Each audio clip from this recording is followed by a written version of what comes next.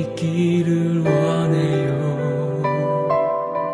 아버지, 당신의 눈물이 고인 곳엔 나의 눈물이 고이길 원해요.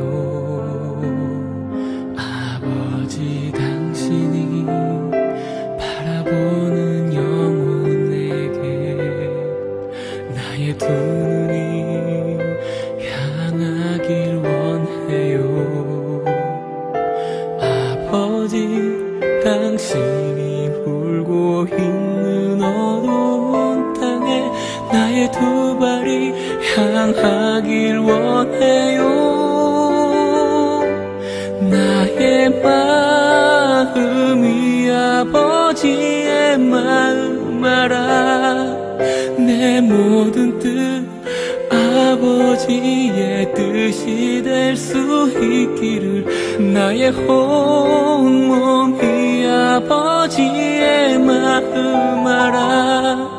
내 모든 삶 당신의 삶 되기를.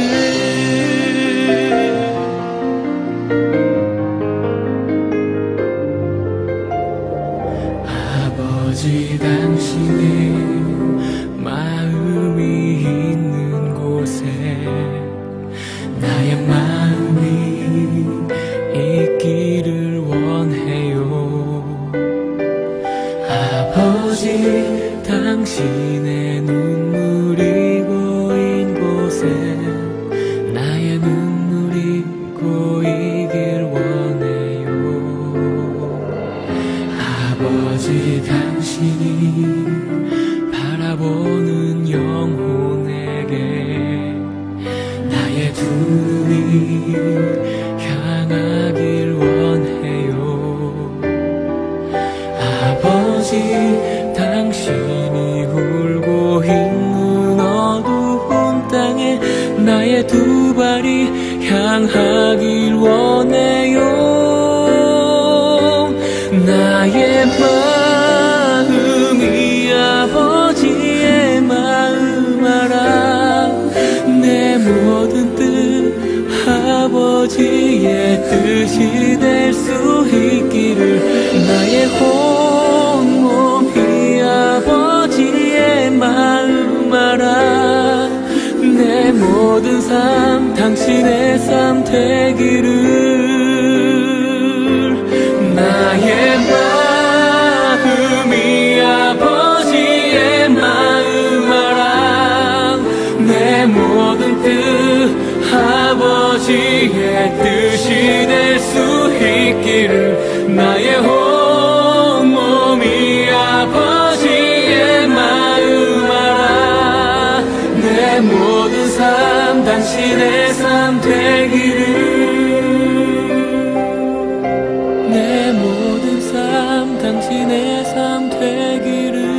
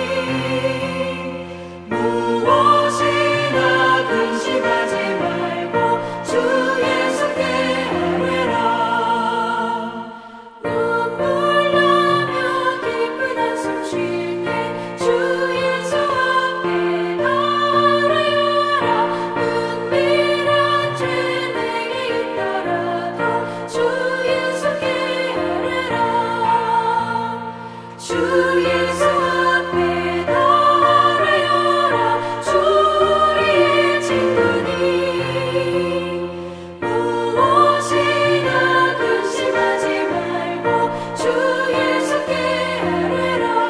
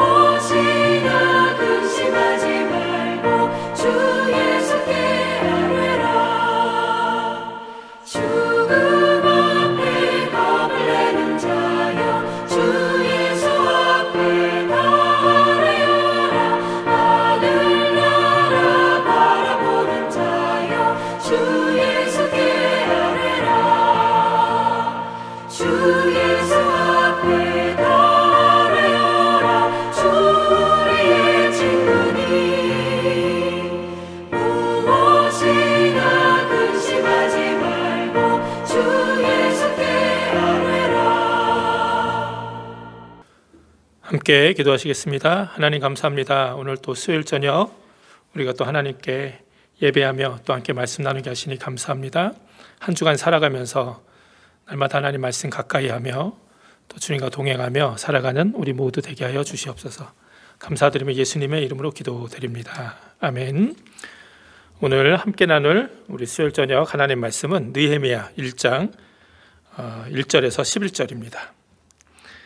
하가랴의 아들 느헤미야의 말이라. 아닥사스다 왕 제20년 기슬루월에 내가 수상궁에 있더니 나의 한 형제 중 하나니가 두어 사람과 함께 유다에서 이를 얻기로 내가 그 사로잡힘을 면하고 남아있는 유다 사람과 예루살렘 형편을 물은즉 저희가 내게 이르되 사로잡힘을 면하고 남은 자가 그 도에서 큰 환난을 만나고 능욕을 받으며 예루살렘 성은 회파되고 성문들은 소화되었다 하는지라.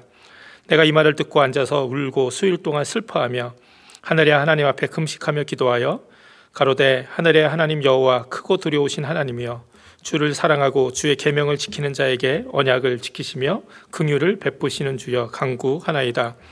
이제 종이 주의 종 이스라엘 자손을 위하여 주야로 기도하오며 이스라엘 자손의 주 앞에 범죄함을 자복하오니 주는 귀를 기울이시며 눈을 여시사 종의 기도를 들으시옵소서. 나와 나의 아비집이 범죄하여 주를 향하여 심히 악을 행하여 주의 종 모세에게 주께서 명하신 계명과 율례와 규례를 지키지 아니하였나이다. 옛적에 주께서 주의 종 모세에게 명하여 가라사대 만일 너희가 범죄하면 내가 너희를 열국 중에 흩을 것이요 만일 내게로 돌아와서 내 계명을 지켜 행하면 너희 쫓긴 자가 하늘 끝에 있을지라도 내가 거기서부터 모아 내 이름을 두려고 택한 곳에 돌아오게 하리라 하신 말씀을 이제 청컨대 기억하옵소서. 이들은 주께서 일찍 큰 권능과 강한 손으로 구속하신 주의 종이요 주의 백성이니이다. 주여 구하오니 귀를 기울이사 종의 기도와 주의 이름을 경외하기를 기뻐하는 종들의 기도를 들으시고 오늘날 종으로 형통하여 이 사람 앞에서 은혜를 잊게 하옵소서 하였나니 그때 내가 왕의 술관원이 되었었느니라. 아멘.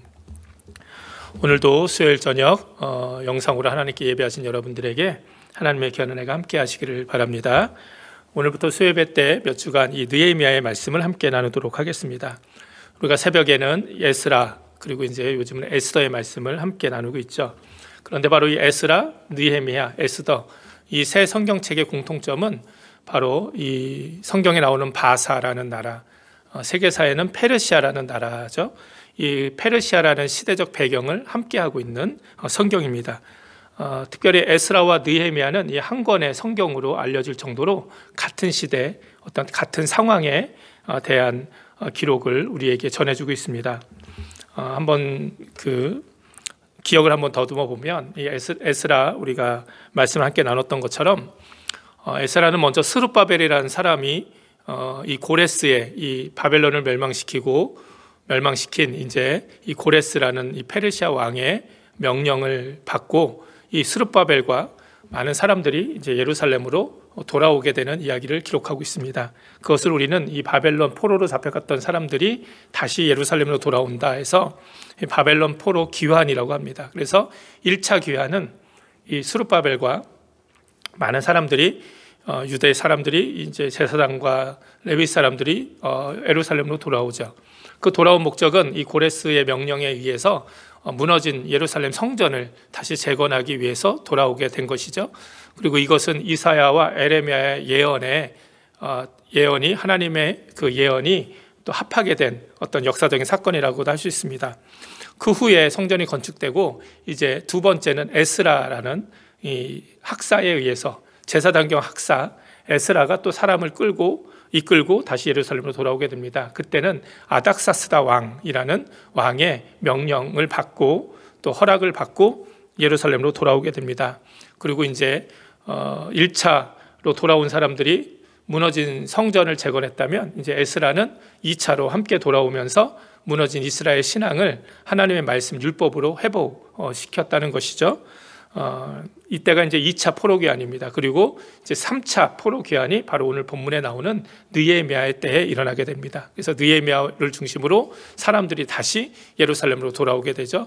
그래서 돌아오게 된 목적은 이제 무너진 예루살렘 성벽을 재건하기 위해서입니다. 그리고 그 허락을 마찬가지로 에스라와 마찬가지로 아닥사스다 왕에게 허락을 받게 되는 것이죠.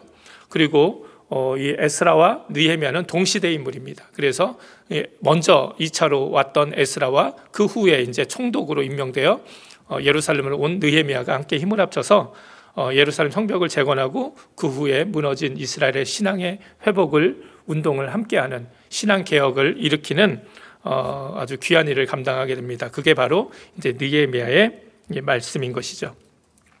특별히 이제 오늘 이제 느헤미야에 대한 이제 말씀을 함께 나누게 되는데요. 사실 느헤미야라는 사람이 어떤 사람인지 우리가 좀 알아야 됩니다.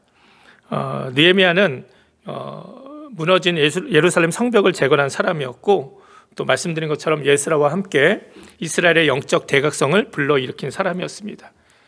그는 기도의 사람이었고 믿음의 사람이었고 또 사랑의 사람이었습니다. 느헤미야는 어려운 시대 가운데서 하나님의 귀한 쓰임을 받았던 하나님의 사람으로 기억됩니다. 사실 이 느헤미야의 모습을 보면서 우리는 후대에 어떤 사람으로 기억되기 원할지 한번 생각해 보게 됩니다.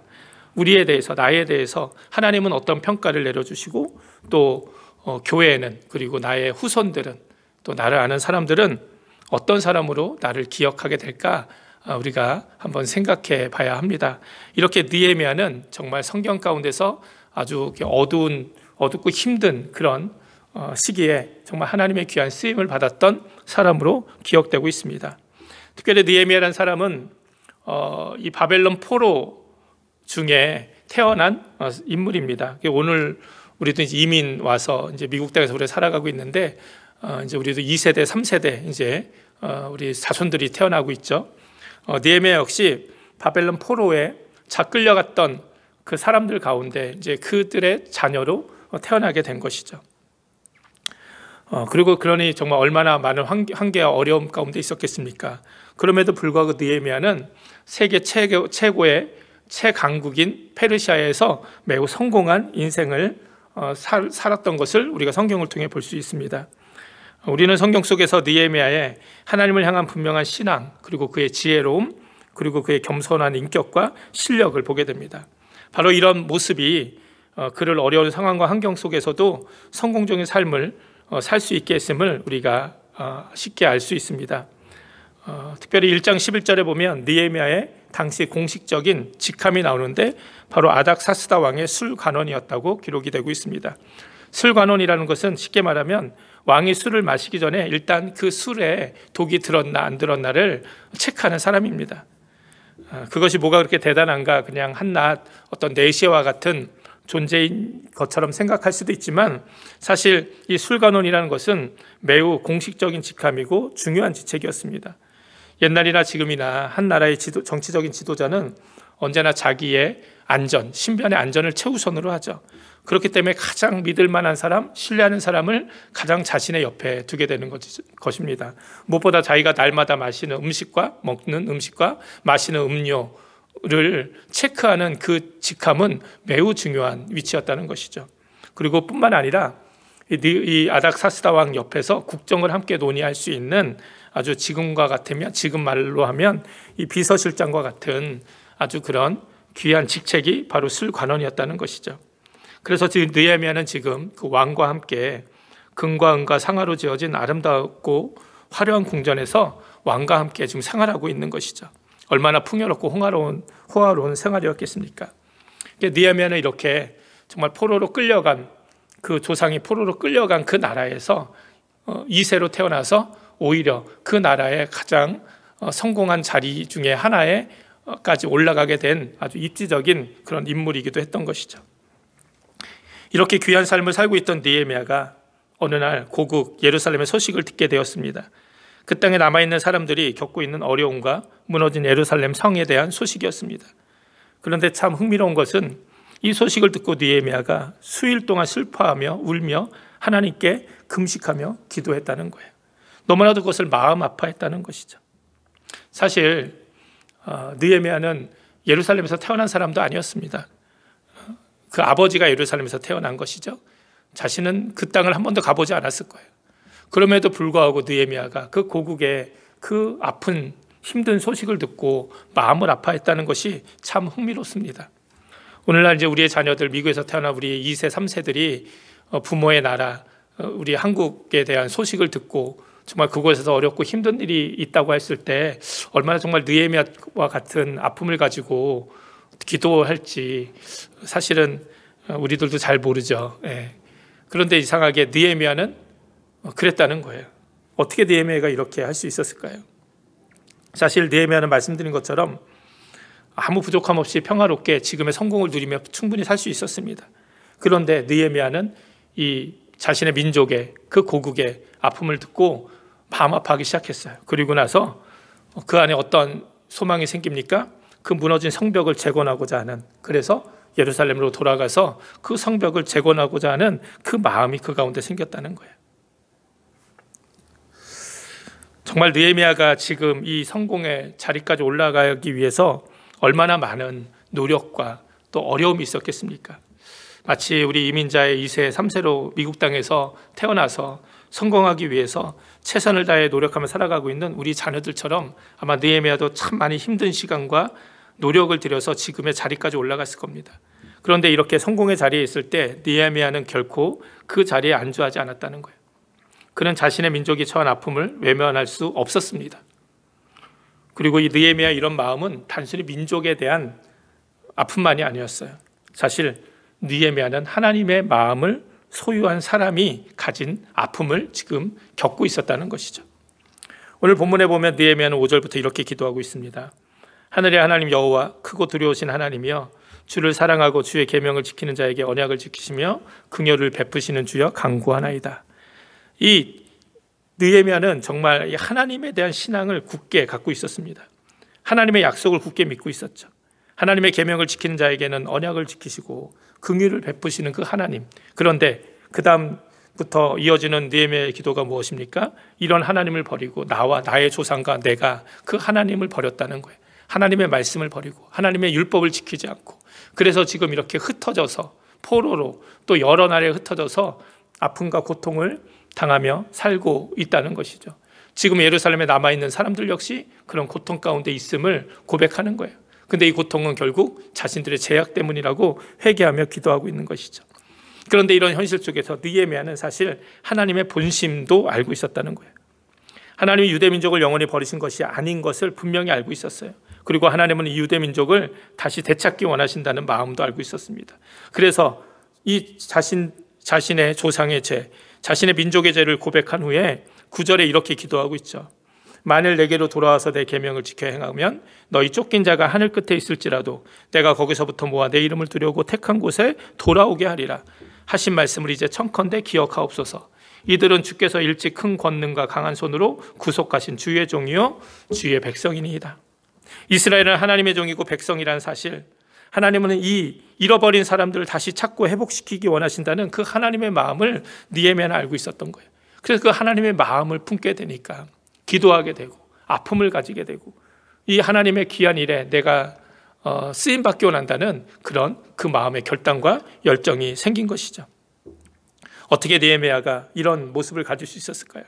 그것은 바로 느헤미야가 기도의 사람이었기 때문입니다. 기도의 사람. 기도의 사람은 결코 자기 합리화를 통해서 자기 주변에서 일어나고 있는 사람들의 아픔, 하나님의 아픔에 대해서 눈을 감고 귀 막고 나만 잘 먹고 잘 살면 된다, 그러면 그만이다, 이렇게 할 수 없다는 거예요. 기도하는 사람은 하나님의 마음을 품게 되기 때문이죠. 느헤미야는 자기 조국의 현실을 듣고 마음 아파하기 시작했습니다. 그리고 그들을 사랑하기 시작했어요. 그렇게 하나님께 간절히 기도하기 시작한 것이죠. 여러분은 정말 기도의 능력을 믿으십니까? 느헤미야는 금식하며 기도했습니다. 금식하며 기도했다는 것 단순히 밥을 굶었다는 이야기가 아니죠. 정말 자신의 생명을 내건, 정말 모든 것을 내건 기도라는 것이죠.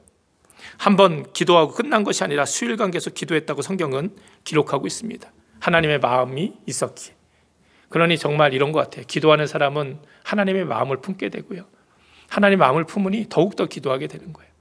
하나님 마음이 품으니 하나님의 눈으로 세상을 바라보게 되고 사람을 바라보게 되고 이 상황을 바라보게 됩니다. 그래서 정말 하나님의 마음을 품고 중보하며 기도하게 되고, 또한 내가 정말 어떻게 하나님께 쓰임받을지 기도하게 되는 것이죠. 느헤미야는 그래서 그 기도하는 가운데 내가 예루살렘에 돌아가 예루살렘의 성벽을 재건하고 그 가운데 고통받는 모든 사람들을 다시 하나님께로 돌아오게 하겠다는 하나님의 그냥 약속의 그 민족으로 다시 새롭게 변화시키겠다는 귀한 마음의 사명을 품게 되는 것이죠. 이 모든 것이 어디서부터 시작됩니까? 바로 느헤미야의 기도부터 시작이 되는 것이죠. 사실 이 기도의 능력이 무엇입니까? 우리가 정말 어떤 중요한 일을 감당할 때, 특별히 하나님의 사람들은 언제나 위대한 어떤 일을 하기 전에 항상 기도로 준비하는 것을 보게 됩니다. 여러분, 무슨 일이든 기도보다 앞서지 않기를 바랍니다. 하나님의 말씀보다 앞서지 않기를 바랍니다. 먼저 기도로 준비하고 정말 하나님께서 인도하시고 또 보여주시는 그 길을 따라 그 지혜로 행하는 우리의 모습이 됐으면 좋겠습니다. 느헤미야가 하나님께 기도하죠. 하나님 마음을 품고. 사실 느헤미야가 섬겼던 이 아닥사스다 왕이 누굽니까? 당시 최고의 힘과 권력이 있었던 페르시아의 왕이었어요. 사실 느헤미야가 이런 어렵고 힘든 일, 내가 정말 이 예루살렘에 돌아가서 이 무너진 성벽을 건축하고 다 백성들을 다시 새롭게 하기 원한다는 이 마음이 있다면 누구를 설득해야 되느냐? 아닥사스다 왕을 설득을 해야 되는 거예요. 근데 이거는 쉬운 일은 결코 아니었습니다. 쉬운 일은 결코 아니었어요. 사실 느헤미야가 이 소식을 듣고 기도하기 시작하면서 그 과정 가운데서 하나님의 사명을 받은 것을 우리가 보게 됩니다. 그래서 마지막 11절에 보니까 주여 구하오니 귀를 기울이사 종의 기도와 주의 이름을 경외하기를 기뻐하는 종들의 기도를 들으시고 오늘날 종으로 형통하여 이 사람 앞에서 은혜를 입게 하옵소서 하였나니 그때 내가 왕의 술관원이 되었느니라. 무슨 기도입니까? 느헤미야가 이 하나님의 일을 이루기 위해서 하나님께 기도하면서 내가 이 사람 앞에서 은혜를 입게 해달라. 이 사람의 마음을 변화시켜달라. 기도하는 거예요. 여기서 이 사람이 누구겠습니까? 바로 자기가 섬기고 있던 아닥사스다 왕이에요. 아닥사스다 왕. 그는 자신의 친분을 이용해서 어떤 아닥사스다 왕의 총애를 받고 있었던 어떤 그런 상황을 의지해서 이 아닥사스다 왕에게 먼저 찾아간 것이 아니에요. 먼저 이 느헤미야는 하나님께 먼저 기도하고 있다는 것이죠. 느헤미야는 사람을 움직이는 것보다 하나님을 움직이는 것이 더 중요하다는 것을 알았기 때문이에요. 그리고 사람을 움직일 때 하나님이 그 사람의 마음을 움직이셔야 가능하다는 것도 알았기 때문입니다. 사실 이 아닥사스다 왕의 마음을 움직이고 그 앞에서 은혜를 입고 자신의 하나님께 결단한 그리고 하나님께 주신 이 사명을 이루기 위해서 아닥사스다의 마음을 변화시키는 것이 사실은 굉장히 쉽지는 않았어요. 왜냐하면 바로 그 아닥사스다 왕이 예루살렘 성이 건축되는 것을 반대했던 사람이었기 때문이에요. 에스라 4장 11절 이하의 말씀을 보면 그 예루살렘 이 성벽이 막 성전과 성벽이 건축된다는 것에 그 대적자들이 위협을 느끼고 이 아닥사스다 왕에게 고소를 합니다. 고소를 하는데 어떻게 고소를 하느냐? 아닥사스다 왕에게 올린 그 글의 초본을 이러하니 강 서편에 있는 신복들은 왕에게 고하나이다. 왕에게서 올라온 유다 사람들이 우리의 곳 예루살렘에 이르러 이 패역하고 악한 성읍을 건축하는데 이미 그 지제를 수축하고 성곽을 건축하오니 이제 왕은 아시옵소서. 이렇게 고발하는 거예요. 그러면서 18절부터 이 21절까지 말씀을 보면 너희의 올린 글을 내 앞에서 낭독시키고 명하여 살펴보니 과연 이 성읍은 예로부터 열왕을 거역하며 그 중에 항상 패역하고 모반하는 일을 행하였으며 옛적에는 예루살렘을 주재하는 큰 군왕이 있어서 강 서편 모든 땅도 주재하며 조공과 잡세와 부세를 저에게 다 바쳤도다. 이제 너희는 명을 전하여 그 사람들로 역사를 그치게 하여 그 성을 건축지 못하게 하고 내가 다시 조서 내리기를 기다리라. 무슨 말씀입니까? 결국 예루살렘 성벽이 이전에 건축되려고 하는 시도가 있을 때 그것을 이게 막은, 그것을 반대한 사람이 바로 아닥사스다 왕이었다는 거예요. 이 아닥사스다 왕이 힘으로 그것을 막았던 장본인이었어요. 느헤미야도 역시 그 역사적 사실을 알고 있었을 겁니다. 그런데 또 시간이 지난 후에 느헤미야가 또다시 이 왕이 반대한 그 일을 자신이 해야겠다고 왕에게 이제 도움을 구해야 되는데 이것이 얼마나 어렵고 힘든 일이었겠습니까? 이것은 왕에게 자신이 내렸던 말을 번복하라는 아주 심각한 문제이기도 했다는 거죠. 왕의 자존심을 건드리는 문제였던 거예요. 그러나 느헤미야는 기도로 이 모든 것을 준비합니다. 하나님께서 함께 하시면 하나님께서 사람의 마음도 변화시키시고 상황도 변화시킬 수 있다는 귀한 믿음이 있기 때문입니다. 그래서 기도하고 이제 다음 주에 나눌 2장에 보면 느헤미야가 아닥사스다 왕 앞으로 나가는 것을 우리가 보게 됩니다. 사실 우리가 느헤미야가 성공적인 인생을 살 수 있었다, 그의 신앙, 어떤 지혜로움, 인격, 실력 모든 것을 다 겸비했던 사람이라고 함께 나누었습니다. 그러나 무엇보다 느헤미야는 기도하는 사람이었다는 거예요. 하나님의 마음을 품고 기도할 줄 알았던 사람입니다. 하나님의 마음을 품고 기도하니 하나님의 마음이 느껴지는 것이죠. 어떤 문제를 보게 되는 것이고 아픔을 느끼게 되는 것이고, 그래서 정말 그 일에 내가 쓰임받겠다 결단할 수 있는 믿음의 자리까지 나가게 되는 것이죠. 그리고 그 하나님의 일을 감당할 때도 느헤미야는 기도부터 시작합니다. 하나님께 모든 것을 맡기고 하나님께 모든 것의 도움을 구하며 기도로 모든 것을 준비하며 나가는 것을 보게 됩니다. 여러분은 어떻게 하십니까? 언제 기도하십니까? 어렵고 힘든 일 당할 때, 짜증나고 괴로운 일 당할 때, 곤란한 상황에 부딪혀서 어찌할 바를 모를 때 여러분은 어떻게 하십니까? 아마 많은 사람들은 눈에 보이는 사람, 부모님이라든지 아니면 옆에 있는 지인들이라든지 아니면 어떤 힘을 가지고 있는 그런 사람들을 찾아가서 도움을 먼저 구할 것입니다. 그래도 잘 되지 않고 자꾸 상황이 막히고 자꾸 문제가 많이 생기면, 그래서 정말 이것도 해보고 저것도 해보고 다 해봤는데 그래도 길이 보이지 않으면 그때서야 이제 기도라도 해보자 하는 식으로 기도의 자리에 나오시는 분들도 있습니다.